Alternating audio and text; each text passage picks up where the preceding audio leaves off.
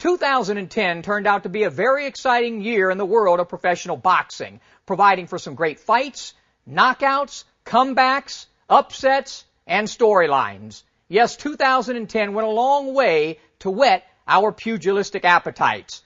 But at the end of the day, or in this case year, boxing still left us thirsting for what could be some classic moments inside the squared circle.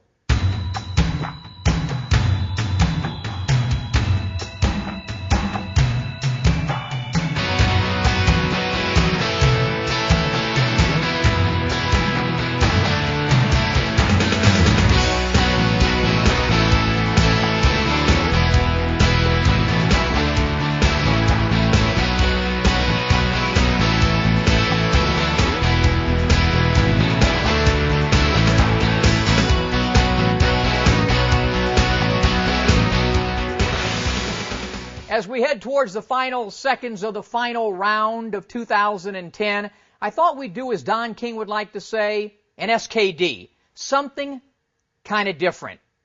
We've been lucky enough this past year to receive tons of emails from you folks, questions, comments, opinions about the sport of boxing.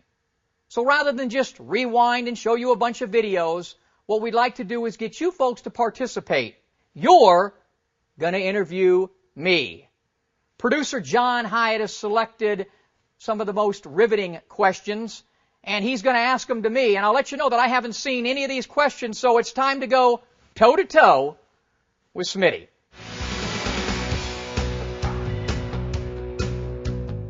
I don't know. I really hope so. Boxing has wanted this fight for at least 3 years now, and we've had every possible excuse for this fight not happening. Obviously, in the beginning, was Manny ready for Floyd? Was Floyd going to stay retired? All of that went by the wayside. Clearly, Manny Pacquiao is ready for Floyd Mayweather. Floyd's not retired. We've seen that.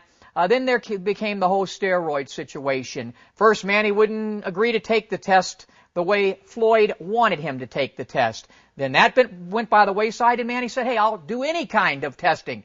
We still didn't get the fight in 2010.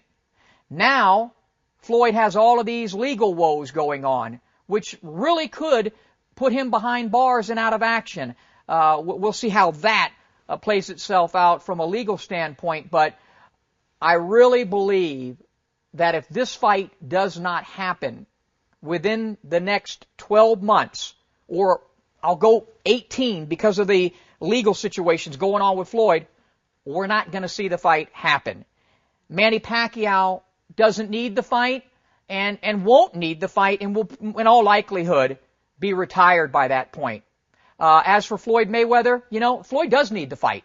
Floyd needs the fight for his legacy, something that he likes to get off track and say, oh, it doesn't matter, I'm about money, I'm about this. Floyd needs to fight. Boxing needs to fight. And maybe with everything that's going on, and maybe if Floyd has to spend some real downtime, he'll realize that there's something a little bit more important than just the almighty dollar. It's called your position in boxing, in boxing history. And it's something that you can't go back and get 5 and 10 years from now. So we're all craving for this fight to happen. It's the best fight in the world today.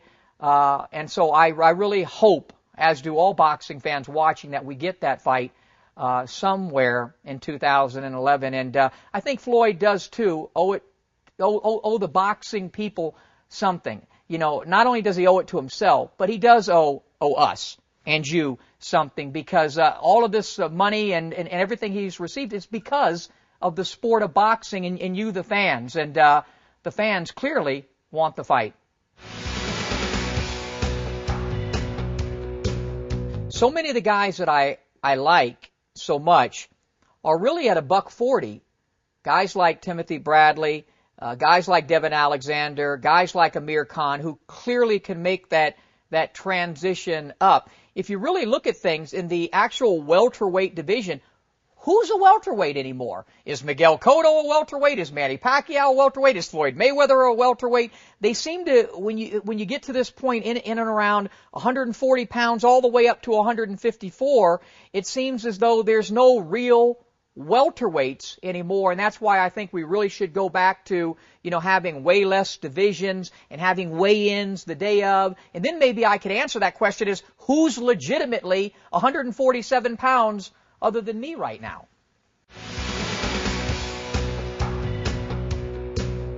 Sky's the limit for Martinez. He had a great 2010 with the victory over Kelly Pavlik, and then what turned out to be the knockout of the year over Paul Williams.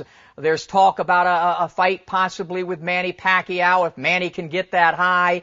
There's all kinds of other opportunities for him out there. Williams could even ask for a rematch. They battled to a draw the first time out.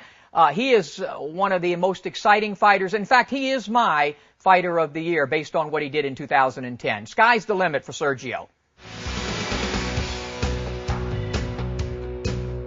Well, let's hope that one of the Klitschkos, preferably Vladimir, will take on David Haye. David Haye is a very exciting fighter, a good-looking kid. We all want to see him fight. He's got, if he can, do with his hands what he can do with his mouth, and then I think he'll go a long way in the heavyweight division. But he's got to beat one of the Klitschkos, and that's what I hope to see. Vladimir's been the dominant force. He hasn't lost in 6 years. His brother Vitaly hasn't lost in 7 years. They're not going to fight each other, so they have to venture out and fight David Haye, and I think that's what we are looking forward to. And both Klitschkos have said that they'll fight him, so I think we'll see that one or two of those fights in 2011, and that's something to look forward to in a division that hasn't shown us much over the past, since a guy named Lennox Lewis retired. It really doesn't matter what I think about Bernard Hopkins fighting. He's going to do what the hell he wants to do. If there's money to be made, a lot of it, then Bernard will fight again. Why not? I mean, what he did against Pacquiao was simply unbelievable. He won the fight. He really should be the oldest guy ever to win a world championship. And Bernard's back in my top 15 pound-for-pound list. And, hey, how about a fight with him and Glenn Johnson, two warriors? There's plenty of stuff out there. Yeah, I think he should, if he wants to fight again, why not? Well, he's just hired Emmanuel Stewart to work with him, so we'll see how the change in corners goes. I think at Chad's position in boxing, if nothing else, from a psychological standpoint, maybe having Emmanuel in there will help him. The fight with Pacquiao could have just been a bad night for Chad Dawson. He's looked great in all of his other fights. He's a tremendous boxer, so I think, he should be able to recapture a championship. Andre Ward, I think, could beat him stylistically. I think Froch would give him a good fight. We've seen him almost knocked out before in the fight against Andrade. Butte's a good fighter, but most of his stuff has been home cooking in Canada. So let's see what happens when he comes over to the States. He's a very good fighter. I'm not sold on him yet, but he's a very good fighter, and another guy who's in my top 15. Man, that's a super fight with two guys that aren't even at the best in terms of where they're going to get. Lopez and Gamboa. Two guys who stylistically will make for absolute fireworks. I can't wait to see the fight. I think that the fight will be made. Both fighters have told me they want the fight, and I think we'll see it sooner than later, and it won't be the only fight we see between those two great young fighters. I could certainly see a trilogy with those two. With a lot of help from Showtime, we might find out. They had their Bantamweight Tournament. Also, thanks to Showtime for what they did with their Super 6. There's been some trouble with that, but it's not the fault of Showtime's. In that tournament, Joseph Egbeko looked really good. Yanni Perez, although beaten, is still a really good fighter. Mahrez is a kid that I think is a really good young prospect. But then the cream of the crop are guys like Nonito Donaire, Fernando Montiel. Those guys will settle, hopefully, their differences coming up in February in a fight I can't wait to see. So that's actually one of the really exciting divisions in all of boxing right now. And any of those guys I named on any given night, could come out with a championship. But I think Donaire and Montiel are really the cream of the crop right now in and around that weight. If there ever is a toss-up, that would be the toss-up question. I'm concerned with Ricky Hatton because of the devastating knockout losses to Floyd Mayweather and Manny Pacquiao. I've been concerned about Evander for 2 decades now, it seems like. Again, I would like to see Evander Holyfield retire because of the cumulative effect of all the punches he's taken from so many great fighters, over the last few decades, and even beyond, back when he was a great amateur. So I would really like to see Evander quit. As for Ricky Hatton, what I'd like to see him do is get his body back in shape, which I hear he's doing, and maybe take a couple of tune-up fights. And if he does show the ability and the want to still fight, then how about a fight with somebody he knows right over in his neck of the woods named Amir Khan? He's right there. The victory over Maidana and the way he performed in that fight, good and bad, and exciting at the end and all the way through, really. He's right there at it. I think what's going to happen is we're going to have to let the Timothy Bradley, Devin Alexander thing play itself out, and the winner of that fight, I think, should fight Amir Khan, and then we'll see. Right now, I like Bradley to win that fight with Alexander, but it's a pick'em fight. And then Amir Khan, with a victory or a good performance, he's right there sitting on the, 16 to 20, somewhere in that category. But certainly a guy with, we've seen what Freddie Roach has done for him, and look forward to seeing him fight next year. There are so many things that I think boxing needs to do. First and foremost, I think what it really needs to do is start to think about its fighters. The boxers, at the end of the day, we're into the holiday season. We just had a guy like Iran Barkley who had no home to live in as of a few weeks ago. I think that's been remedies, and we know so many stories about this. First off, boxing needs to do something for its own. All the legendary fighters who do a sport that is by far the most difficult sport in the world. Beating people up is the most difficult thing, and getting beat up. So boxing needs to do for itself, and I think the only way it's going to get done, given where we're at now, is to have some type of organization.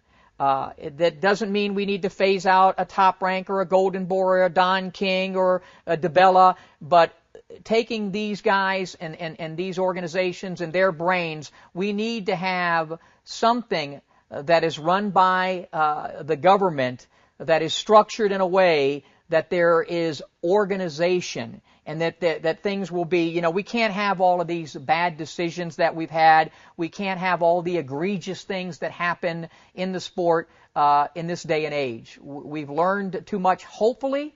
And one of the things, and I hate to bring this up, is we need to look a little bit at what the UFC has done.